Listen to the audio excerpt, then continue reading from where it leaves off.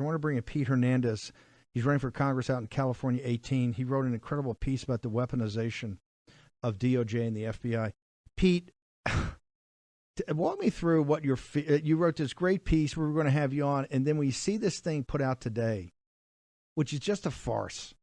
I mean, on the world stage, on the anniversary of our humiliation in Afghanistan, you heard Frank Gaffney says the Sharia supremacists look like the United States is submitting.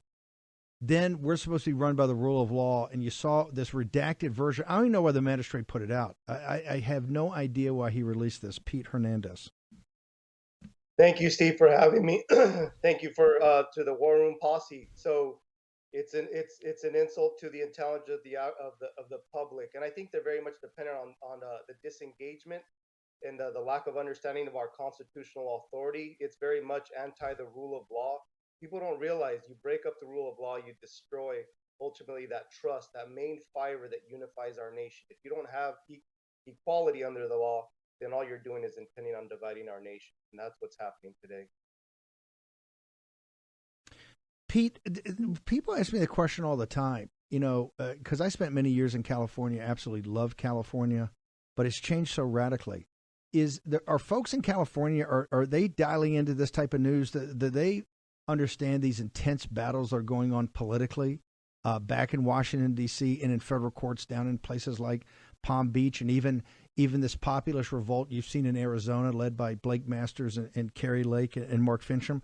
Are folks in California attuned to this? Do they understand what's going on and the stakes of that? The republic's in the balance.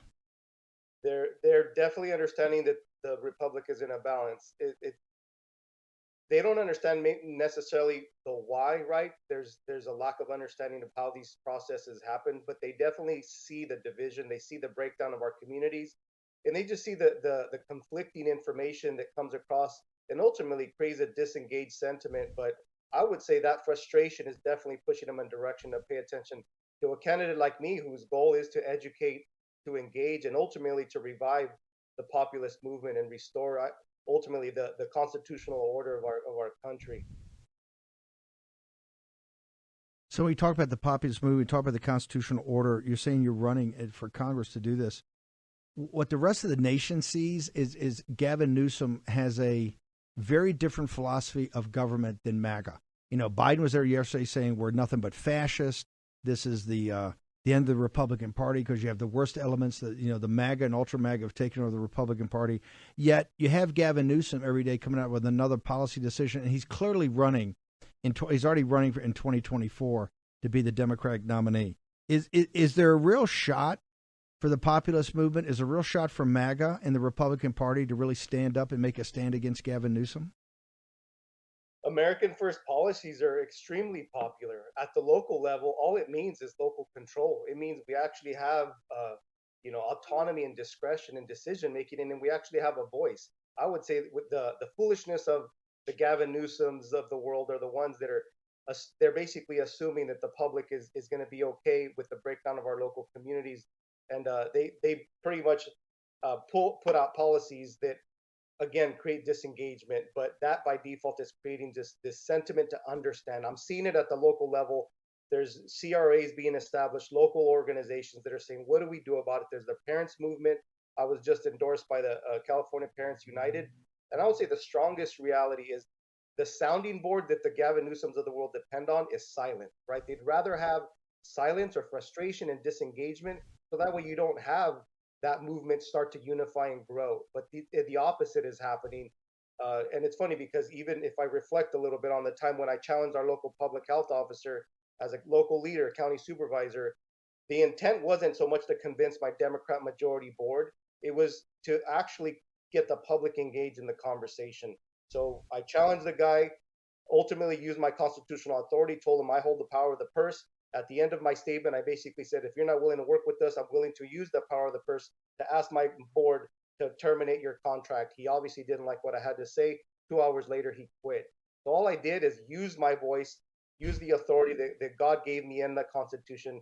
And again, it changed the dynamic. Granted, I got pushback, but I expected that. The outcome that I wanted was the public movement to start, the populist movement to start to engage. And that's exactly what's happening. take a minute and tell us about this race. Tell us about California 18. Tell us about your shot to win this, because we need guys like you. We now more than ever, we need fighters like you in Congress. So California Congressional District 18, brand new district. There's no incumbent. I want to stress that, right?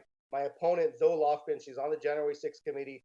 Everything south of Gilroy, she doesn't know because their current district is going to expire at the end of the year. So if you look at the new portion of the district, it's Latino, majority Latino, it's rural, it's agricultural, it's middle class. I'm a small business owner alongside a local county supervisor.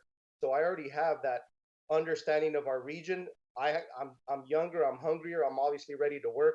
She doesn't have that energy. There's a huge opportunity as I talk to the Latino community, including the Democrat, which I'm literally diving right in the middle of it.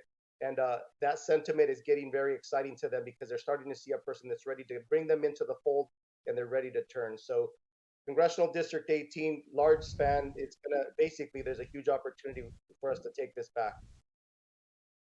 We got to win this one, and you're the guy to do it.